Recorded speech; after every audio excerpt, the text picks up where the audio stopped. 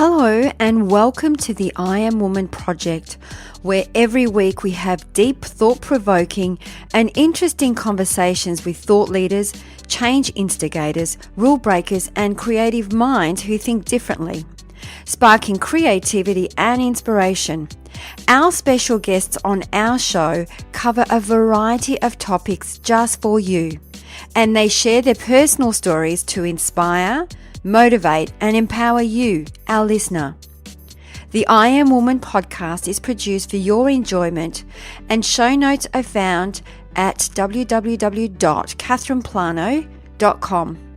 Come back often and feel free to add the podcast to your favourite RSS feed or iTunes. All links are in the show notes. Now let's get into the show.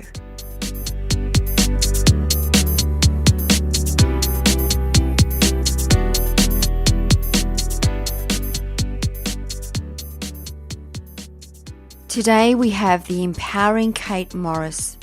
Kate Morris is the founder and CEO of Adore Beauty, Australia's leading online shopping destination for beauty products and cosmetics. At the age of 21, Kate Morris decided to start an online business selling beauty products. Kate shares her story how it all started in her garage. It took a lot of time and energy to find someone to come on board with her vision. In 1999, her online business started with 2 small cosmetic companies, and once it went live, another 5 brands came on board. 15 years later, Adore Beauty sells over 5,000 products across 126 brands and ships 500 to 1,000 orders a day. All this created by Kate, regardless of the resistance she was experiencing from other people around her, saying that no one would buy beauty products online. It was her sheer vision and drive that got her to where she is today. Kate uses experimentation to fail fast and fail cheaply, and has learned that when bringing on a team of 50 along for the ride, getting the culture comfortable with failure is vital. Kate is one down-to-earth, inspirational woman, so sit back and enjoy the show.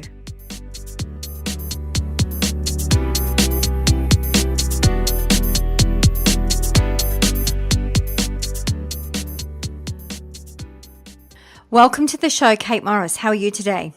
I'm great. Thank you for having me. Thank you for joining us. I'm very excited. I couldn't wait to have a chat with you, and we were just having a chat a little bit about how you got started. So just for our listeners, would you like to go into a little bit about how you started with your business and where you started from?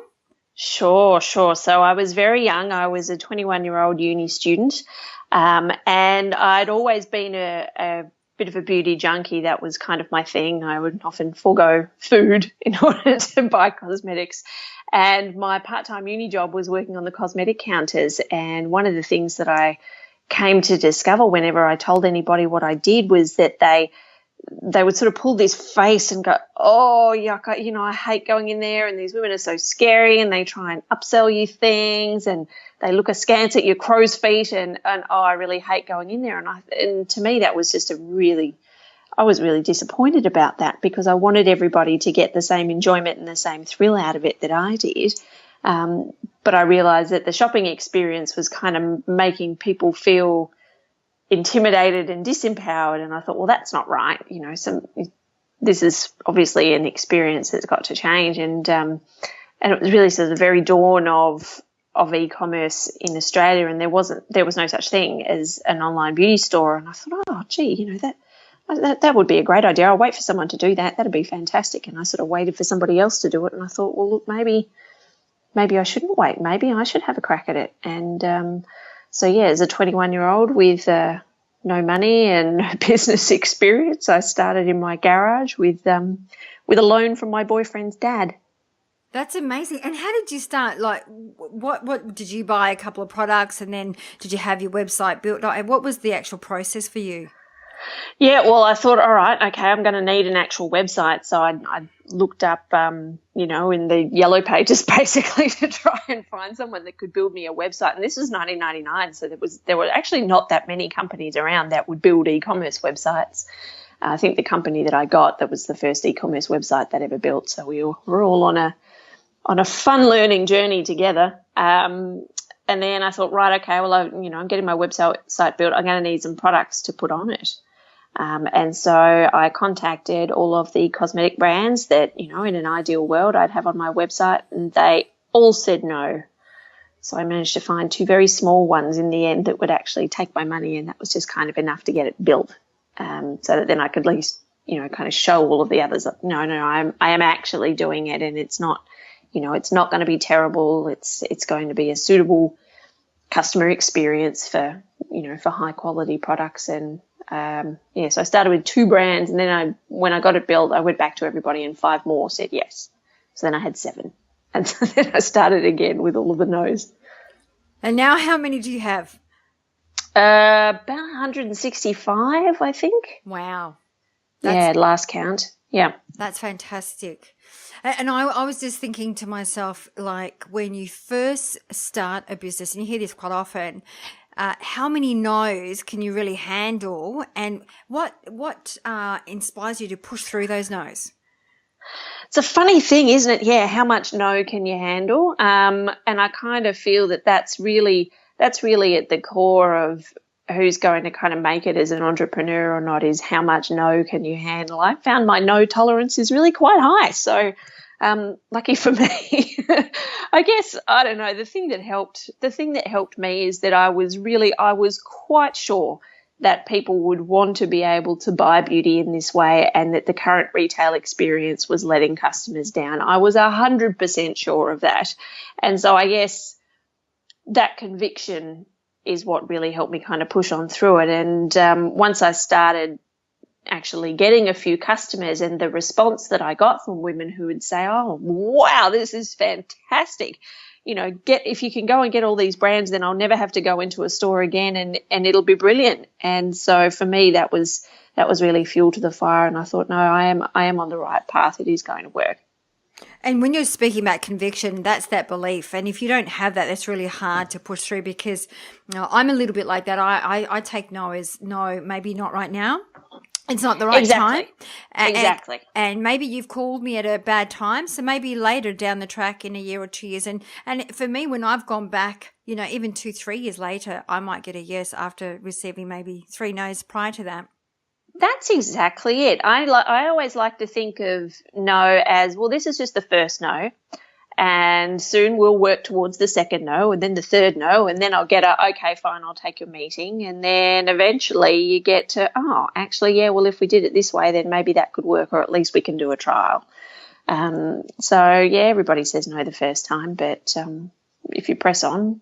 So true, so true. And Kate, before we got on the show, we were just having a bit of a chat. How you've got a new little one, and I was asking you, like, how do you do it, because you've got a very successful, huge business, and how do you juggle having a little? You've got 2 little ones. I do, yes. I have a 5-month-old and a 5-year-old. Wow. So so it's a bit of a gap. At least only one in nappies. Look, how do you juggle it? Look, you just kind of keep putting one foot in front of the other, I think if anybody has this,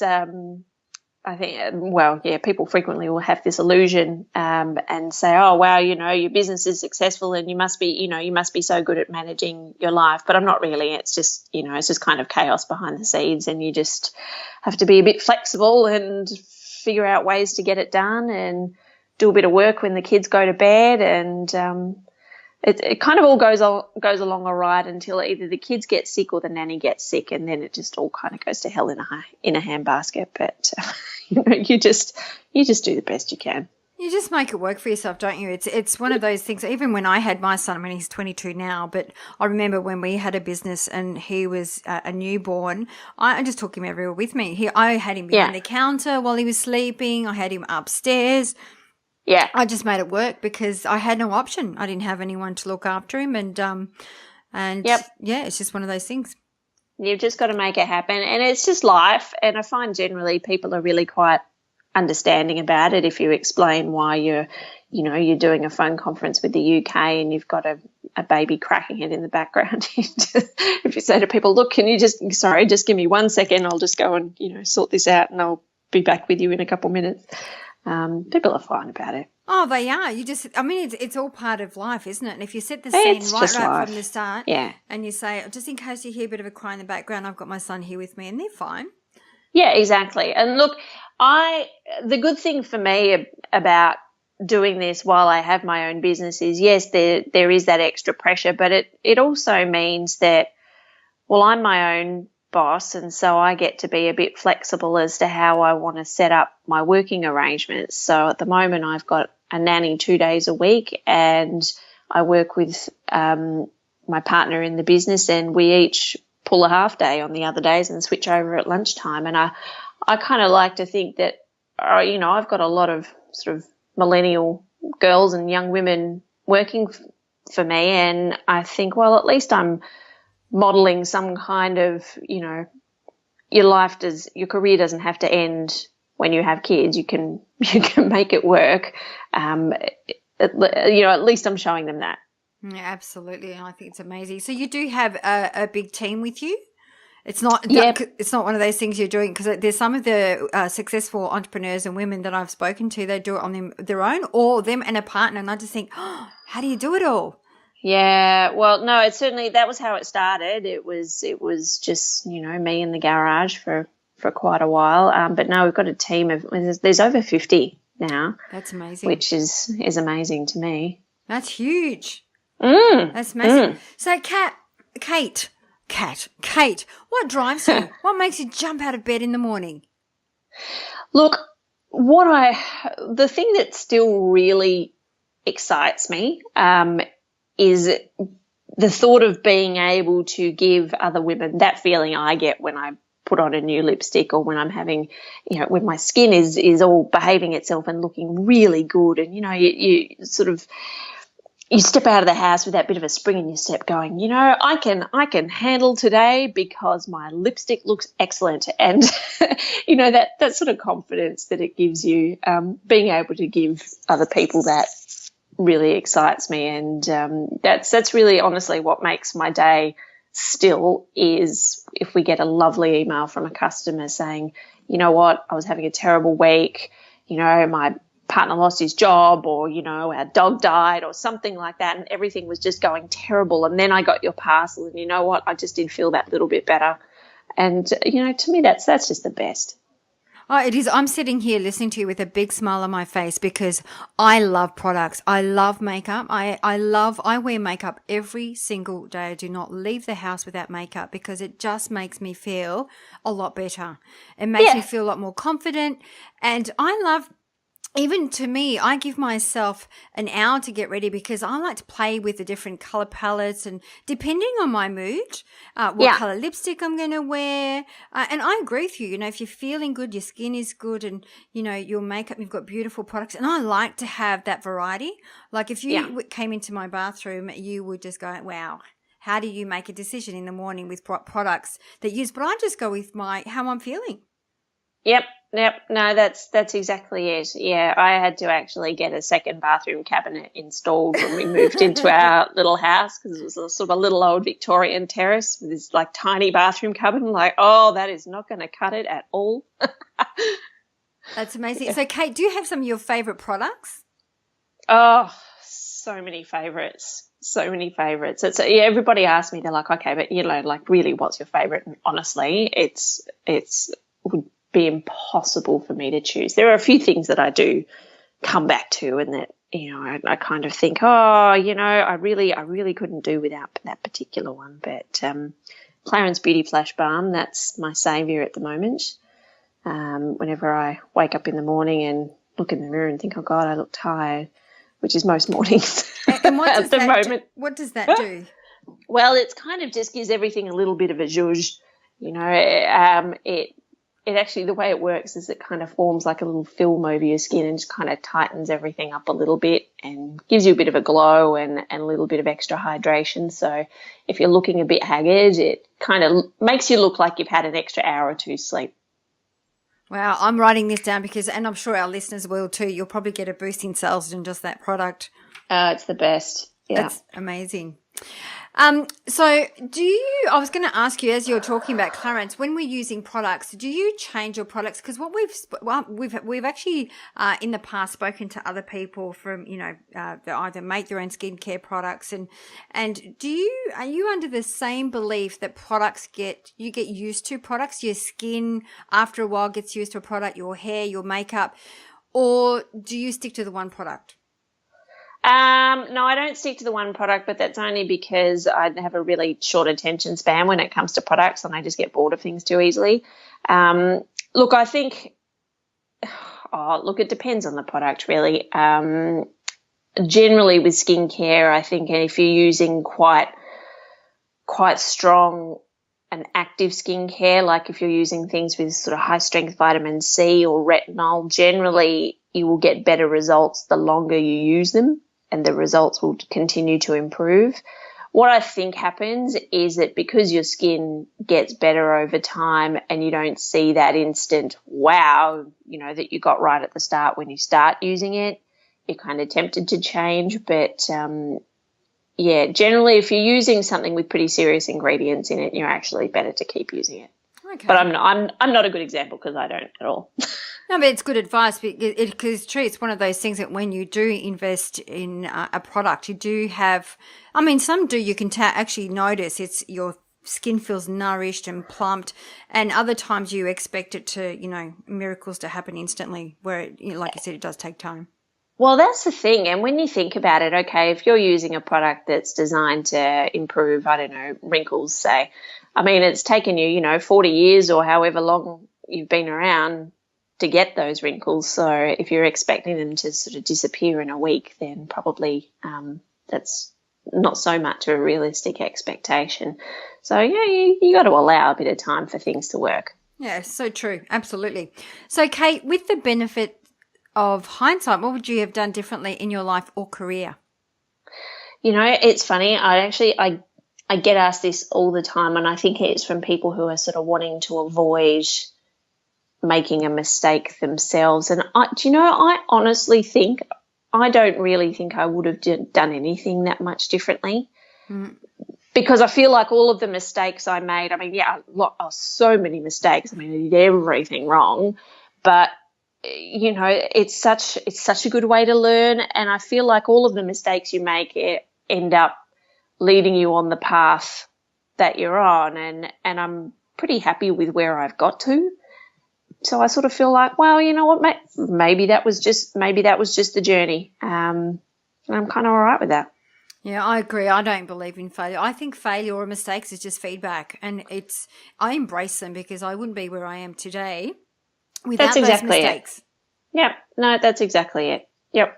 Yeah, and what's the best advice that you've ever been given? Look, I really think it's about following your gut instinct, and even if you feel like, oh, maybe I should take someone else's advice, or maybe there's someone who knows more than me about this and I should listen to them rather than listening to my own gut, if it doesn't feel right, don't do it. And I think that particularly goes when hiring staff. And sometimes you do find yourself in those positions where someone looks really good on paper and you think, oh, they've got all the skills and they've got all of this, but it just doesn't feel quite right. If it doesn't feel right, it's not right. Just, trust your intuition. And it's I can relate to that because I think too that sometimes our unconscious bias, is at play when you're actually doing an interview, for example, because you may connect with someone. You might think they're the right fit, but you might have this feeling in your gut, I'm not too sure. And so how do you go through, mind over matter kind of thing? So your mind's saying, oh, look, they look great on paper and they've got the experience, but your gut saying, I don't know. Like, how do you actually distinct between the two and make that decision? Look, if I'm not sure, I will often get a second opinion, and usually that's from my partner who works in the business with me, of course. And so we really both have to agree, as we're a pretty good team now, and we do trust each other's intuition. And so if I'm like, oh, yeah, someone was fantastic, and he's like, no, then I'll be like, oh, okay, rightio, best not. But Look, I think also too, just sometimes you just need to sleep on it. Sleep on it, give it 24 hours, see how you feel tomorrow. If tomorrow you're sort of going, yeah, you know what, I think that person's going to be great, then go for it. And if it still doesn't feel, if you're still not sure, then it's probably not the right choice. Yeah.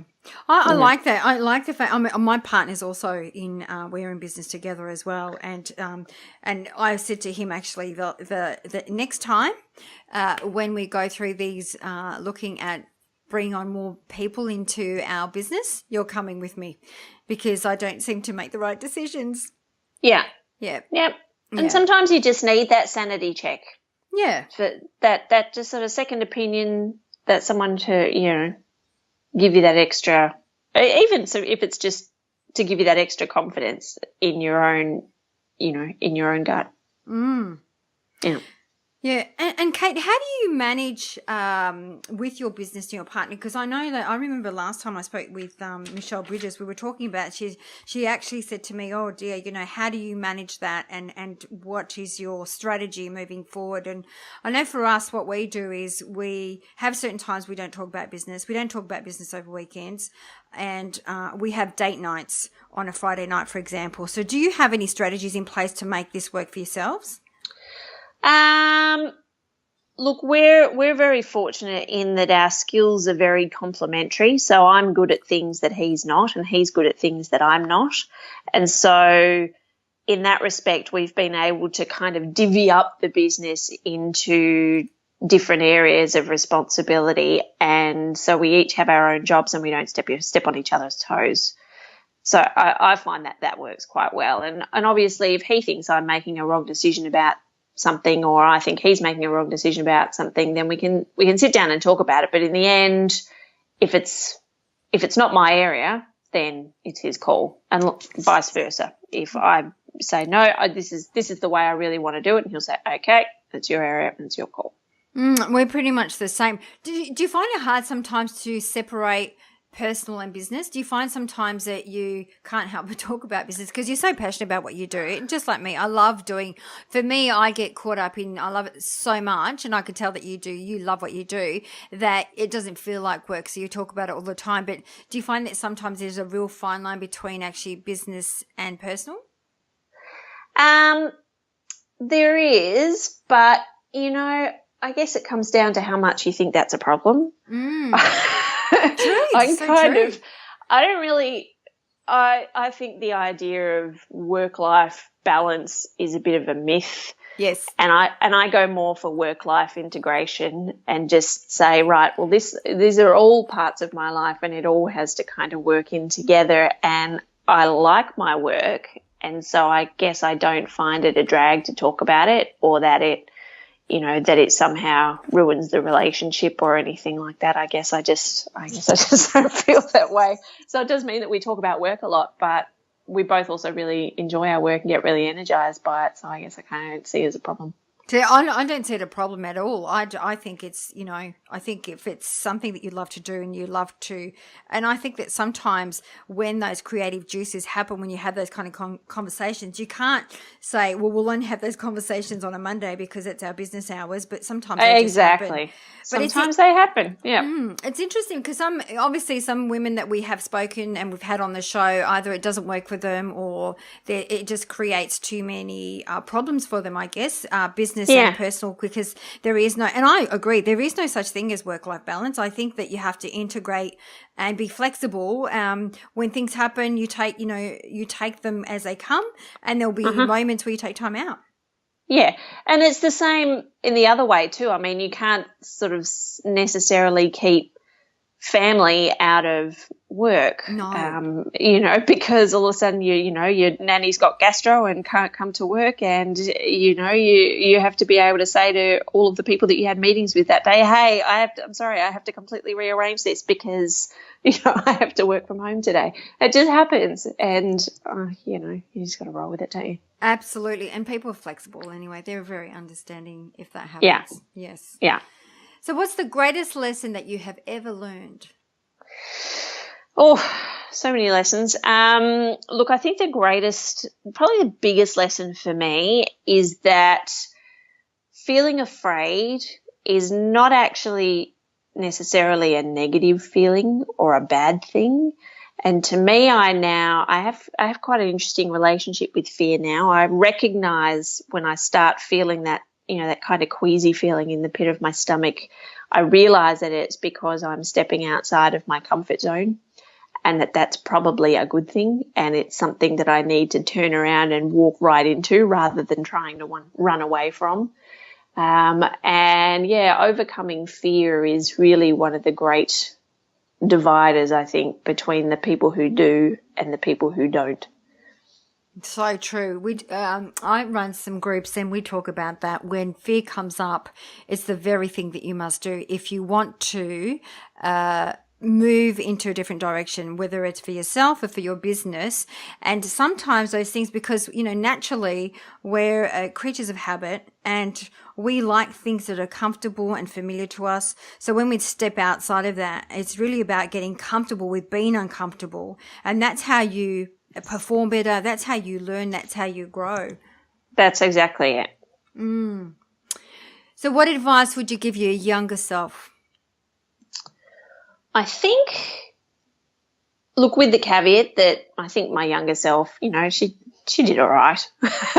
I think she did really well. She doesn't need too much bossing around. I kind of like to cut her a break a bit. But I think, if anything, maybe tell her to think bigger. And rather than, I think she got to be very, very good at working within constraints, but I think I would maybe say to her, maybe think about whether there's a way to kind of bust those constraints wide open. Working, for instance, no money. Seriously, no money. I had that loan from my boyfriend's dad at the start, and that was the only funding that the business had ever had until we brought on Woolworths as an investor a couple of years ago. That was it. And so I got to be very, very good at growing a business on no money. But I think if I had been maybe a little bit braver, then if I'd gone and actually raised some capital or tried to find a way to bust that constraint of not having cash a little earlier, then that might have helped. Well, isn't it interesting? I'm listening to him thinking, you're big now, like it's massive. And it's interesting how you did you ever imagine you were going to be this big?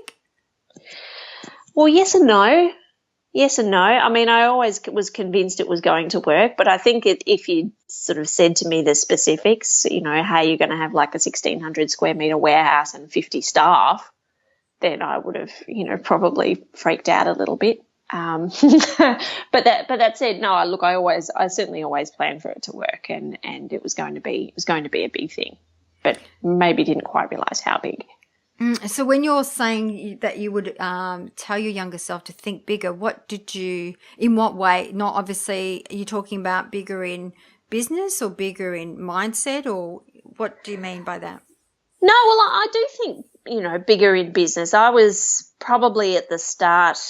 Well, look, I built a door like a small business. I built it starting as a very small business, and I made it work with one person, and then with two people, and then with four people, and paying everybody's wages and growing slowly. And I guess I didn't set out to build a big business.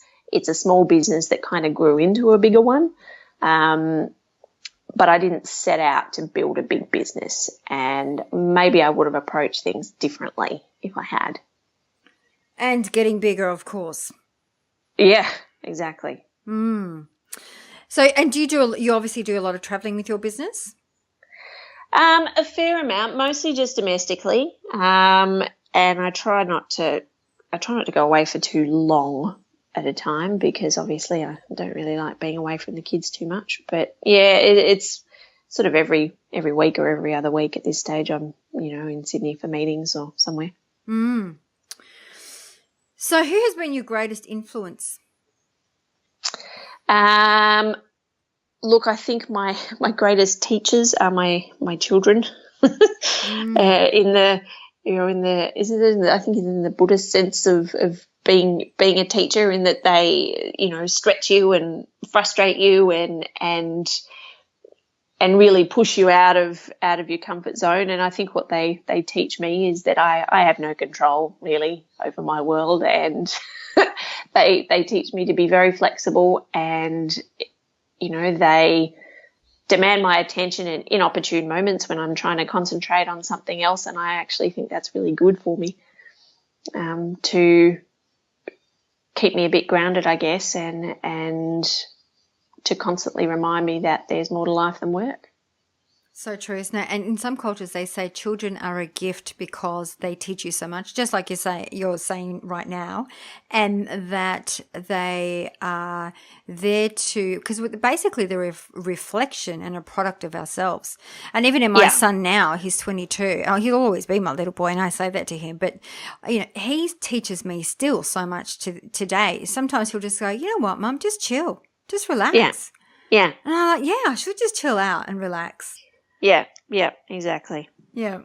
So if you had to pick one word that best describes your personal brand, what would be that one word? Empowerment, I think. I do like that one. I do see how. Can I ask why you chose empowerment? Because I feel like my business is, it's kind of my baby, and it is a reflection of me in many ways. And really what it is all about is helping my customers feel empowered, helping them feel like, hey, I'm in charge of this shopping experience, that nobody's going to push me into buying anything I don't like, and I'm going to buy the products that make me feel great.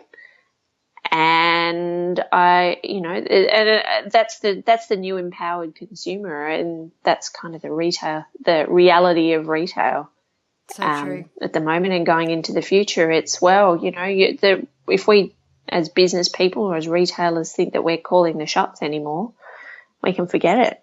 It's really about embracing that empowerment, and that's what my whole business journey's been about. I love it. And I have to say that even, not that I have a lot of time to shop really, but when I do like to have my own space and my own time. So I think that's why online shopping too, especially buying products, you don't have somebody trying to sell you 3 or 4 other products with your lipstick, and you can actually just take your time and relax doing it. Yeah, exactly. I mean, we have we have live chat on the website, for instance, and I love that as a customer service tool, because it's there sitting in the corner of the screen whenever you want it. And if you don't want it, then you can just close it down. But there's somebody sitting there ready to say, hey, I'm buying this lipstick. What blush would go with that? And they're like, sure. Hey, I can pick you out some good ones. Here's some links. Go and have a look. But they can't, make you buy anything. They can't hover over you, looking over your shoulder, or making you feel uncomfortable. So it's the best of both worlds, I think. It's a virtual assistant right there, just in case you need one. In case you want one, and only when you want one. Yeah, love it. So what we do, Kate, at the end, as we wrap up the show, we always ask our women of inspiration to leave our listeners with 3 golden nuggets. So what would be those 3 golden nuggets that you would like to leave for our listeners today? All right, very good. Well, I shall pick my 3 shiniest nuggets for you. Thank you. Number 1 would be to always think about your customer first, and revolve everything in your business around that. And if you're getting hung up on the competition, then you've taken your eye off the ball. Think always about the customer and come back to that every time when you make a decision. Number 2 would be to, whenever you're approaching doing something new, obviously to hope for success, but also to plan for failure in the way that you manage risk. I kind of feel like whenever you're doing anything new, there's a pretty strong chance that it won't work out. So if you have a plan that is a little bit more experimental, where you're treating everything as, this is not my new venture, this is just a hypothesis and I'm going to test it out and see if it works. I find that that really mitigates the risk. And number 3 is kind of coming back to that fear thing that we talked about earlier, I guess, but don't wait to feel confident. I talk to a lot of people who say, "Oh, I'm going to start my own business," or "I'd love to start my own business." And I say, "Okay, well, what's stopping you?" And they talk about, "Oh, I've got to do this course first, or I'm going to do this first, and I'm going to do that first." And I said, "Oh, you're waiting to feel confident." Confidence isn't really a feeling, I don't think. Confidence is being able to put one foot in front of the other and actually go ahead and do the thing, regardless of how you feel in your tummy and whether or not you feel frightened. It doesn't matter how many courses you do. You're not going to, that feeling of fear in your stomach is not going to go away until you actually go out and do it and prove that you can. I love it. I even like the first one. You're so right. We can tend to be our focus being taken away by looking at competition rather than focusing on the customers. And actually, not that long ago, I actually wrote an article around there is no such thing as competition, only collaboration, to take away the focus from looking at what other people are doing. Just stick with your customers, even if it's a small amount of customers or lots of customers. The more that you connect with them and find them what they like, what they don't like, this is how you become flexible and changing what you need to change so that you're aligned with their needs. And you're creating something that's aligned with their needs. That's exactly it. If all you do is watch your competition, then you'll just kind of end up doing the same thing everybody else is doing, but a little bit slower. You'll never actually get out in front. Yeah, and the last piece too about don't wait to feel confident. I think so many people that do want to go in business, and like you say, they either have to do another course or they have to wait until everything is ready. And yes. It doesn't have to be like for you, for example, what you were just saying. You didn't have a website, but you just started getting a couple of products. You just start. Just do it. Just start. Just get started, and it's not going to be perfect, and deal with imperfection because you're going to need to deal with it a lot. Life is not perfect. No. Just get started. Yeah, and it's just looking at when you're launching stuff, you're just testing the waters and you remain flexible. So if it doesn't work, then you, like you said, have a backup plan. Yeah, exactly. You can go to plan B. So, Kate, you're such a down-to-earth person. I just adore you and adore beauty. So how do our listeners find you? They can certainly start by logging on to adorebeauty.com.au and checking out all the great goodies and go and have a chat to some of our makeup artists on live chat because they are super fun. If you want to come and chat to me, you can find me on Twitter. I'm Morris_Kate. And I'm on Instagram as well. So I'm Kate Adore Beauty on Instagram. Thank you. Come and chat to me. So much for your time and being such a down-to-earth woman and very inspirational. So thank you. Really enjoy having you on the show, and I'm sure our listeners will absolutely love this. Oh, I hope so. It's been a pleasure. Thank you so much. No worries. That brings us to the end of another episode. I hope you enjoyed the show, as it is my mission to reach out and inspire as many individuals like you. And one of the best ways to help us achieve this goal is by giving us a good review on iTunes. It's easy and it only takes about 10 seconds.